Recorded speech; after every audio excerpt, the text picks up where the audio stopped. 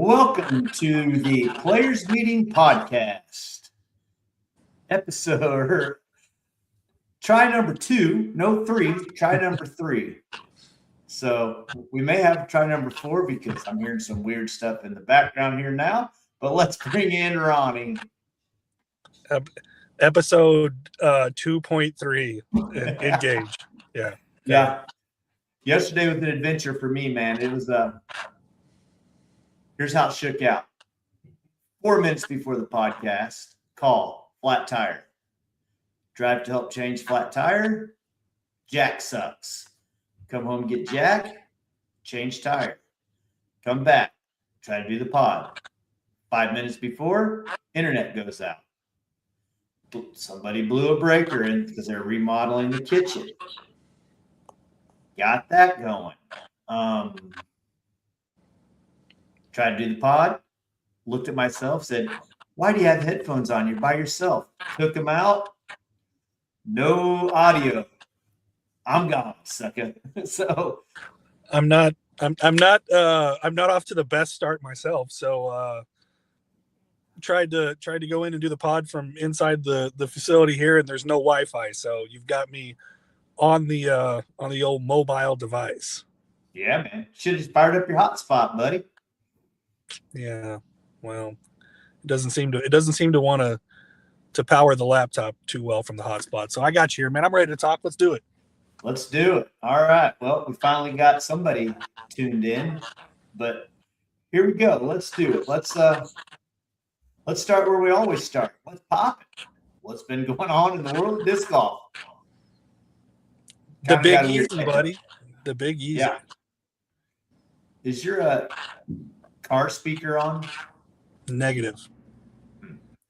Kind of getting a weird echo. Let me see if I can turn off something on you.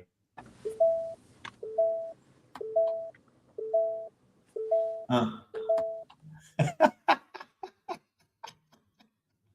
This is awesome. All right. The Big Easy. We'll struggle through here. We'll figure it out. The Big Easy. Let's go for it. What'd you think of the course, Ronnie? You and I talked a little bit. I'm not going to mince words here. I think this was a wasted weekend on the Disc Golf Pro Tour. This course is not ready for the best players in the world. Will it ever be? I don't know. I think the property has potential to be something good, but like we just watched the best players in the world play like 14 or 15 out of 18 slot machine holes 3 times. And a couple on a track we get, man, they're filler holes and you're going to have some from time to time, but it was every hole felt the same to me. And it was all the same. Just, I'm going to throw it out there and hope for the best. And to me, that's not professional disc golf. Yeah, I think it's a rushed effort to get it ready for this event. I do think that when they do the flyovers of the course from the drone, it looks like it could be amazing in the long run if they clean some stuff up and take out some trees here and there. Gannon said he was going over the top on 9 of the holes because it was the better option, which that isn't what John Houck hoped to accomplish. Yeah, I mean, it's just not what you would expect from a John Houck design too. Like it's and maybe it's just because it's so new. I don't know, but like to me, I just did not enjoy it. I didn't enjoy the golf from this weekend. I'm generally not one who like really bags on a disc golf course, but this to me just wasn't professional disc golf. Like it wasn't entertaining. And like when you hear 1 or 2 people complaining about it, I get it. There's going to be a couple of those in every group, but it was pretty much across the board, and even from some folks you wouldn't expect to complain about the track. Yeah, I felt like it took far too long for a round. I couldn't stick with it. I'm going to try to mute you when I'm talking and then unmute you when you're talking. So I had a hard time deciding where the fairway was, were people landing in the right spot, were they attacking the hole the way they anticipated attacking it. I was just lost all the time, and yeah, I hope they clean it up before we come back. So I don't know. I think that's enough about the course. Let's talk about the disc golf a little bit. I think you have to unmute yourself, maybe. Nope. I can do that. Yeah, let's get into it. I'll say this: I thought the disc golf was really boring until it wasn't. Well, let's. I know you don't want to. You don't care about it, but let's talk about the ladies for 10 seconds here, because that's really all. You're putting words in my mouth. Okay, maybe I've said it before. I've got proof via text.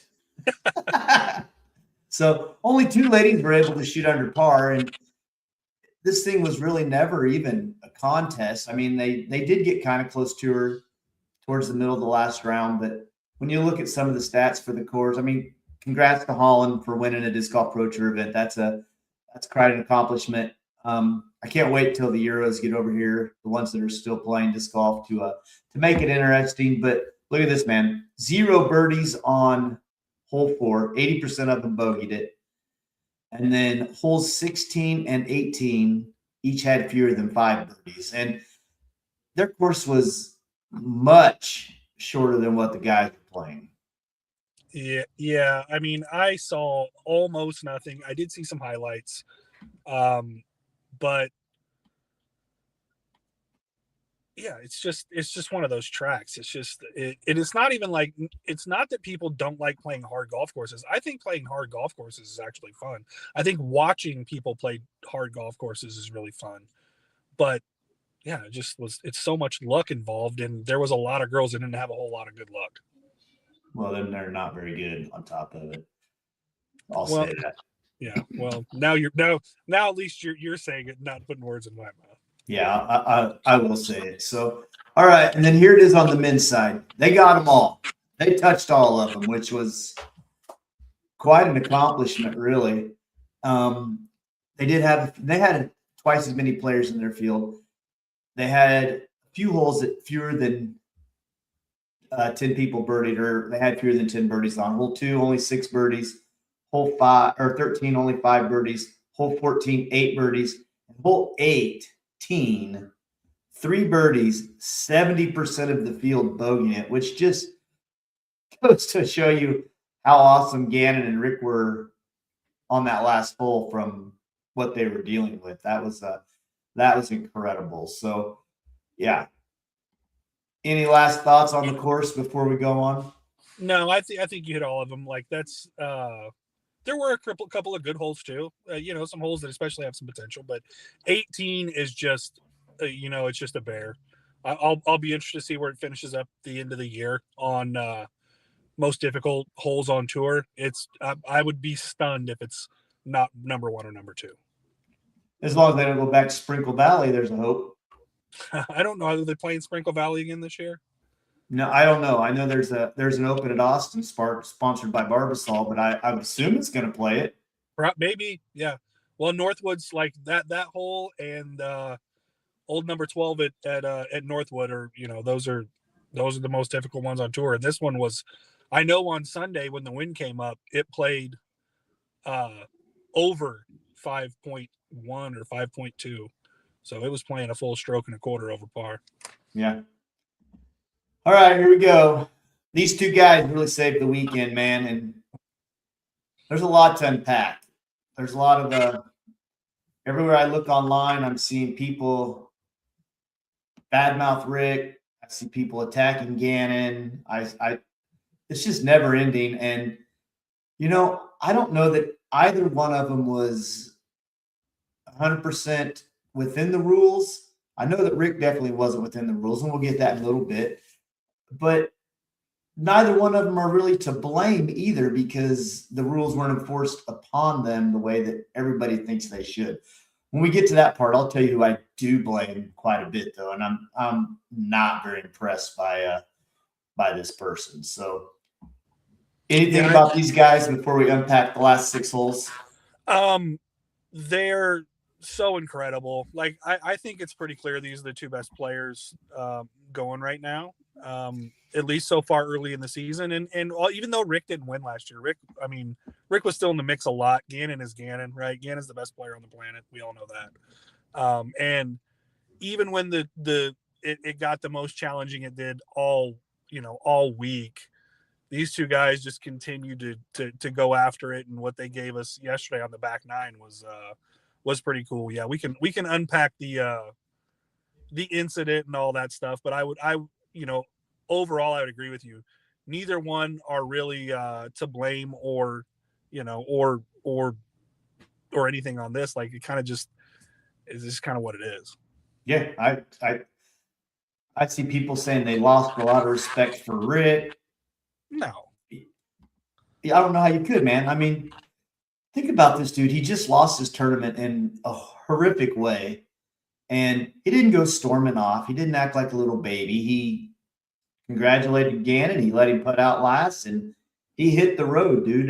It takes a big man to do that, I think. So, yeah, and we'll get to the other stuff here in a minute. But like, yeah, how would you lose respect? And the same for Gannon. Like, I think for as much as Gannon does annoy me at times, I think most of the time he says the right things, whether he believes them or not. I think most of the times he says kind of what everybody else is thinking. Yeah. All right, well, let's get into this. So I think all the trouble really started on hole 12. And after I watched Jomez today, I wanted to go back and see what was going on there.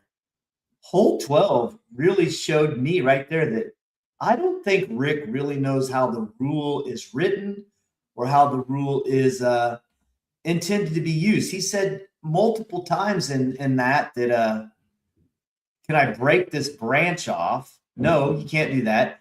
And then he said that quote that I sent to you. He said, I sent to you yesterday. He said, something along the lines of, it's like a small branch, but big.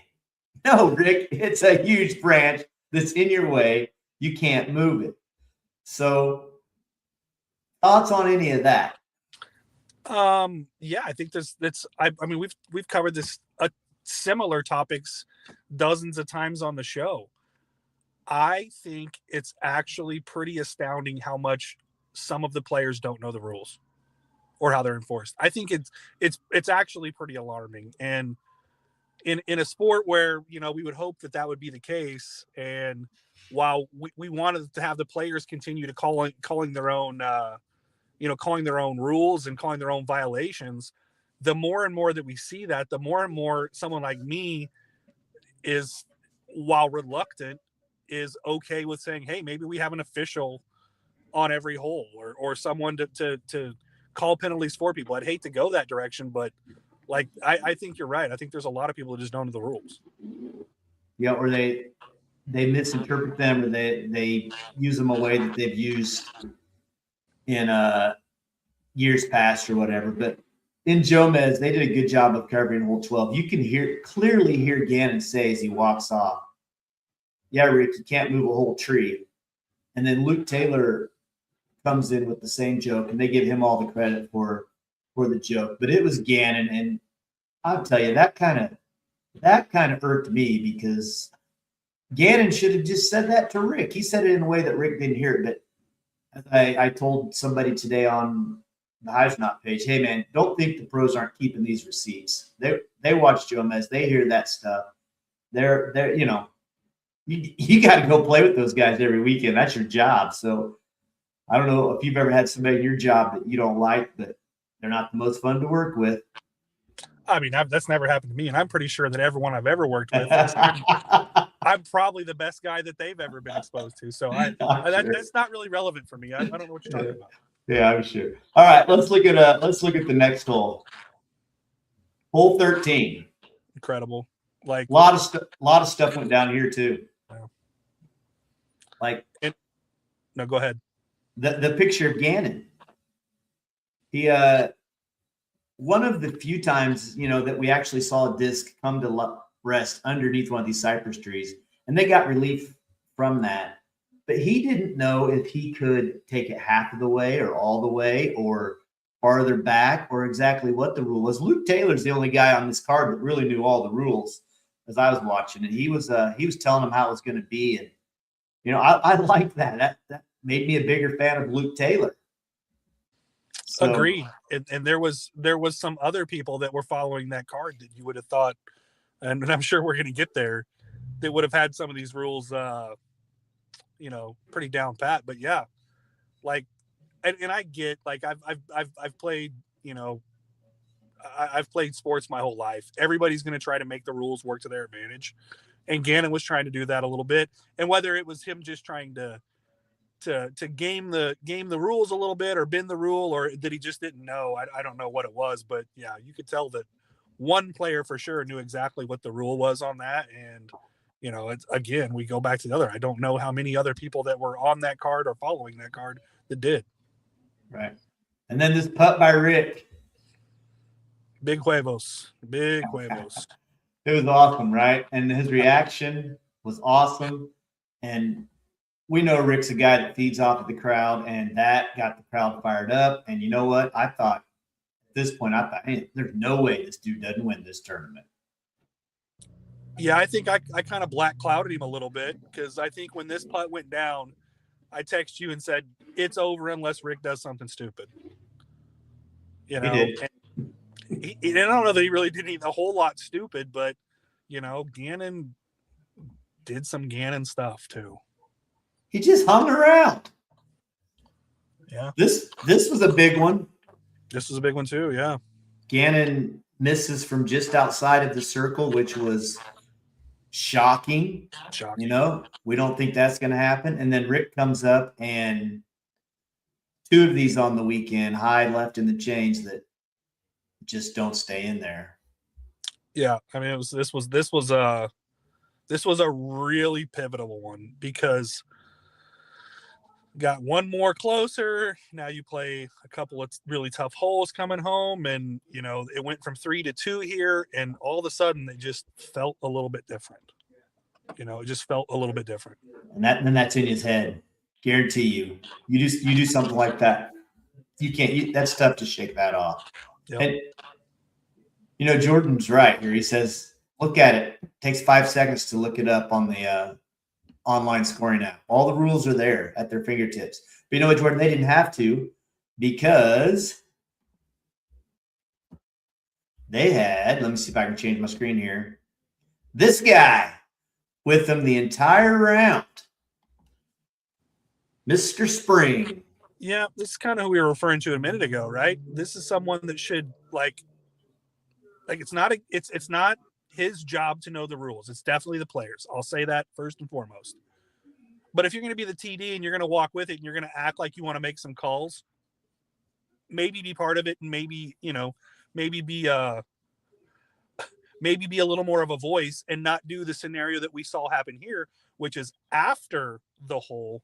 Now we're going to have a conversation about a potential rule violation that nobody brought up 20 minutes ago while it was happening, and now we're going to have a powwow on the next tee about it. I was really both taken aback and a little bit irritated, a lot of bit irritated, actually, with the way this happened. Yeah, we were exchanging back and forth. We were like, Rick can't do that. Rick shouldn't be doing that. And then they threw and went on to their next one and said, well, that was a shocker. Nothing happened. And then, like you said, they have a powwow here. And of course, the powwow goes how most of these powwows go. Isaac took the easy way out. I didn't see it, bro. Luke said, I trust Rick. And Gannon said, well, I have to trust Rick. But what we didn't see in live, Ronnie, that I'm so glad I watched Joe Mez. They did an awesome job of covering this. Gannon went to Spring right as Rick was moving the sticks and said, I don't think he can do that. And so why doesn't Gannon, everybody saying Gannon props for calling, why doesn't he call it then? Say, hey, bro, you can't do that. Yeah, and you actually texted me as it was happening, saying, I don't think that's legal. And of course, it's always hard to tell on the camera because you don't know about angles, and it's always a little bit hard to decipher. But you said it as it was happening, and then the way it played out is like it's like throwing a flag on a play that happened 4 plays ago. You can't challenge it anymore. That's that the play's over. It's what you're supposed to assess a penalty now after the fact. Especially with no conversation. We didn't go over. The group didn't get together. You know, we didn't say, oh yeah, this is definitely behind. Now we're just going to say, oh, I think I remember 3 shots ago that Rick, you know, made a rules violation in regards to, you know, something in front of his lie. It can't play out that way. I would have had no problem if Gannon said, stop. I think this is a potential rules violation. Let's talk about it. That's okay. That should have happened right there. And that was a legitimate conversation to have, but it wasn't the conversation to have on the next tee. Or even if he didn't say stop, if he would have said, as soon as Rick threw, Rick, you can't do that, dude. That's a stroke. Rick has to then live with that, eat that. And you know what? I think the vibe on the card is the exact same if Gannon calls Rick on that versus that little powwow that did nothing. It kills anything going on the card. And you've been on a card where that's happened. Something's happened. I've been on a card. Everybody has. It just sucks. It doesn't feel good, but that's our job, right? Part of your job as a competitor is to protect the rest of the field, you know, from with the players that you're competing against. That's part of your job, and you need to take it seriously. And for one, that's another whole conversation about these courses that are so big that one player is 250 feet across the fairway. You know, we want to keep the pace of play going. It's hard to expect everyone to stand right behind Smitty every time he throws it, no matter where I'm at. But you know, it should have happened, but it should have happened cleaner than the way it did. I just didn't like the way it played out. I think the argument was legitimate. You know, it's definitely a conversation that needed to be had. Whether it was a violation or not, I don't know. But the conversation needed to be had. But it needed to be had either when he moved the stuff or when he made the throw. One of the two. Right. Yes, sir. And my last thing on this, if somebody thinks Ricky willingly cheated or cheated on purpose, you're ridiculous. This guy knows that there's 1,000 people following along, cameras with shooting it out to whoever's watching on Disc Golf Network. No possible way he did that trying to cheat or gain advantage. He just brain farted huge, is my thoughts. 100%. So that was the argument that I would make, right? So you thought Ricky was a stand-up guy yesterday morning after playing on tour for 15 years, 18, whatever it is, 17 years. And all of a sudden he woke up yesterday and he's like, you know what? Today's the day. Gannon Buhr's not beating me. I'm going to do whatever it takes. I'm going to cheat. Get out of here with that, dude. If he did it, it wasn't intentional. There was no malice to what happened. He might, what do I always say? Pressure busts pipes, and it makes people think. It messes with people's thought processes. And if he did gain an advantage, it was simply that. It wasn't on purpose, and it wasn't to cheat. That'd be a foolish statement for someone to make. Rick's still fuming on that missed putt from the last hole. That's part of the problem. All right, here we go. This one's you. What do you got? I think Brian Earhart said it was the best putt he's ever seen from Gannon. From Gannon. I think he was the best putt. He said it was the most beautiful putt he'd ever seen. And I don't know how far it was, but that thing seemed like it was in the air forever, dude. I didn't think it was ever going to hit the chains. But have you ever seen a more Gannon Buhr moment? No, that's has to have it. Doesn't care what the wind's doing. Doesn't care about the moment. I'm just gonna throw this up there, and if it goes 30 feet or 40 feet past, I don't care. But I'm making this. We're gonna give it my best chance to make it right here, and he just buries it wild. And then Rick, that one I thought was automatic. I thought that was a both make or both miss scenario. And then what about both of their reactions after the makes? Perfect. Yeah, Gannon was like calm down, tame down Rick, but still excited. And Rick was boy, he was ready. It was awesome. For as boring, and I'll just say it, for as boring as I thought the entire tournament was, at this point, I was pretty hyped up when even for Gannon, and we all know I'm not a Gannon Buhr fan, but even when Gannon, I was like, you gotta be kidding me with this kid. And then I was like, come on, Rick. And then he buries it. And now I'm into it. Now I was fully invested. All right. And then it's not over. Rick's got one stroke, right? Going into 18. Yep, one up one. And they both struggle off the tee. They both chip out. Gannon chips to a clean spot. Rick has kind of another little scramble shot. Rick goes first, hits it, goes into a spot that none of the commentators thought he was getting up and down from.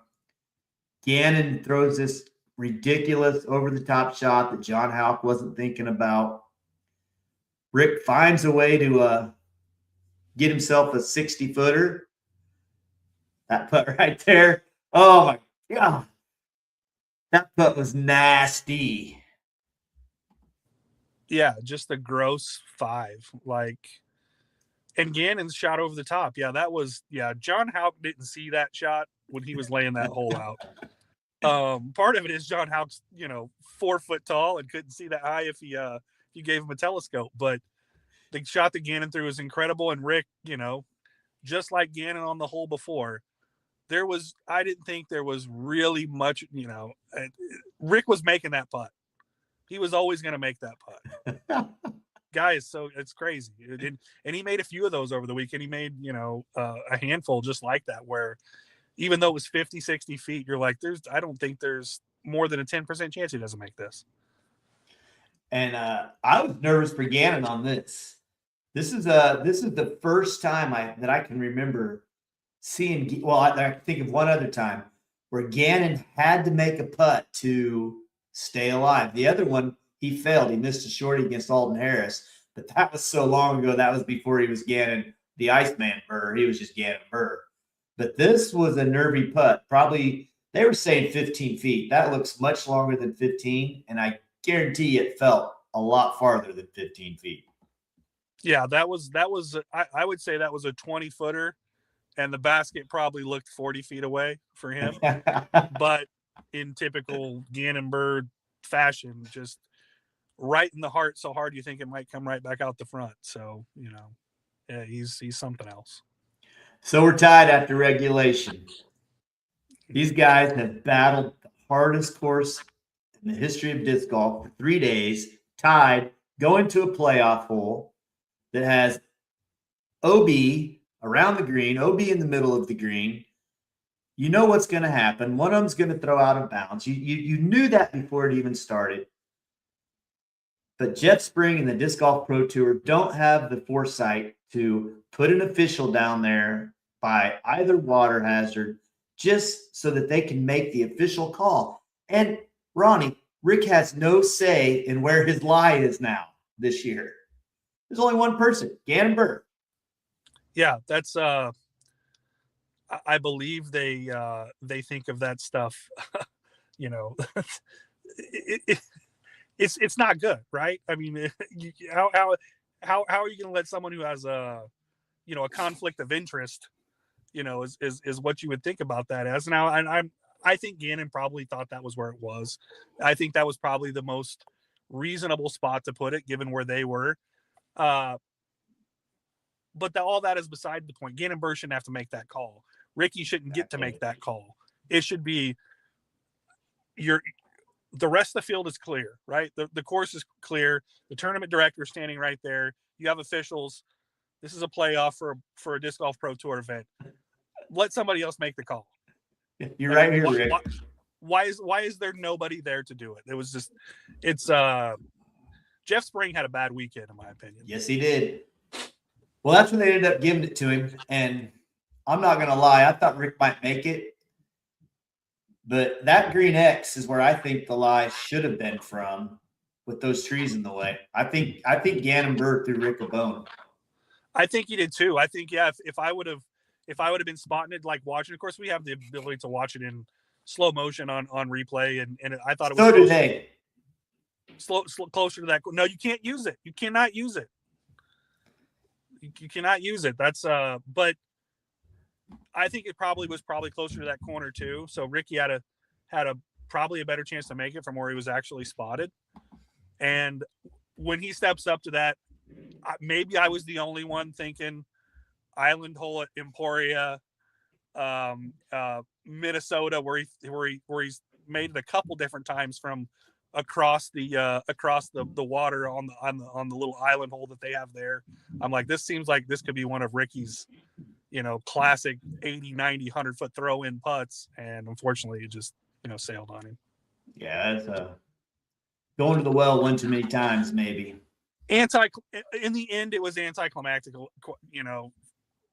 it is, maybe it's kind of par for the proverbial course for that, for that week. Is just, wasn't the greatest weekend on the Disc Golf Pro Tour. Yeah, I agree.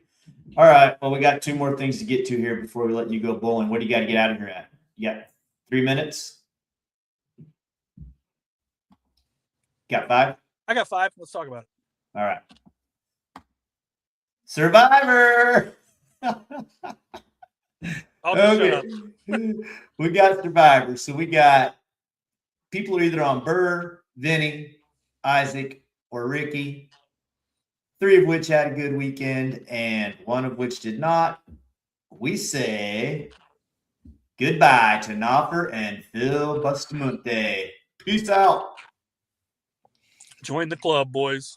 We're waiting. We're waiting for the next one, just like you. I've been having fun in that chat all day. Whenever somebody says something, I'm like, "Oh yeah, that's what I would have done." Oh yeah, me too. I've been gone since week 1, baby. You don't play the long game in this thing. You go for your big dogs right off the bat, and the big dogs are biting us a little bit. Yeah, I've even the one that's made that argument over the last couple of years that you don't stash people, and I didn't feel like I did. We took Anthony Barella the first. Yes, we did, but Gannon Burr should be the first pick every time, no matter what. You leave Michael Jordan on the bench, get out of here. He's like the only slam dunk in the world. Yeah, and by the way, thank you, Jordan, for ramrodding that thing and keeping it going. It's fun, and it just adds something to the tournament. It's one of the worst ideas I've ever seen somebody have. It's one of the more expensive ones that I'm yet to see a return on my investment. Maybe we should have a $20 buyback. I'm gonna pass. Oh man! All right, there's one more thing. I liked what you guys did. I listened to the show on my flight out to California last week, and I was like, man, I like how you guys threw this together. And even the guy that hurt you after the way he played last week, it seemed like a good pick. I mean, sometimes people don't play well. It happens. We were having a heck of a weekend, and then Freddie had kind of a rough round. Silas had kind of a rough. Well, he was in a position he wasn't used to. But Matty O, I think, was obviously 102 points, but he was our pick. But Dallas, man, that stung us big time. So, what about your guy, Heaves? So when I looked at one point yesterday, all 4 of the top 4 teams for the week all had Jake Ebenheimer. I thought if you can get that many points out of someone who's 10-18 rated, I think you're winning. And I think that's the best strategy to use.